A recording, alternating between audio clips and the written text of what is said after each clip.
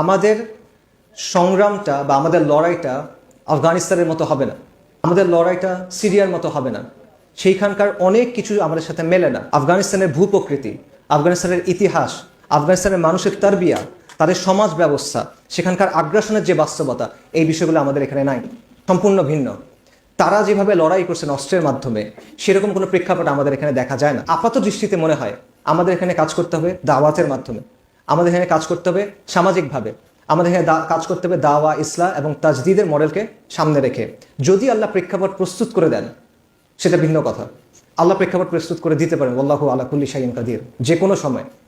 কিন্তু তার আগ পর্যন্ত আপাত দৃষ্টিতে এটাই মনে হয় আমাদের কাজ করতে হবে সমাজ সংস্কারের কাজের মাধ্যমে সামাজিক শক্তি অর্জন করা, সামাজিক শক্তি থেকে সামাজিক আন্দোলনে পরিণত করা এবং সেখান থেকে সমাজ বিপ্লবের দিকে যাওয়া, পূর্ণাঙ্গ বিপ্লবের দিকে যাওয়া। আল্লাহু আলাম। আমি ট্রুলি দুটো জিনিস মনে করি। একটা জিনিস হলো যে আল্লাহ এই জমিন এবং এই জমিনের মুসলিম কওমের জন্য উত্তম কিছু রাখছেন এবং আল্লাহ আমাদেরকে বিজয়ের জন্য প্রস্তুত করতেছেন, যেটার প্রেক্ষাপট আমরা দেখতেছি। প্রজন্মকে প্রস্তুত করেন যেটা বিজয়ী প্রজন্ম হবে।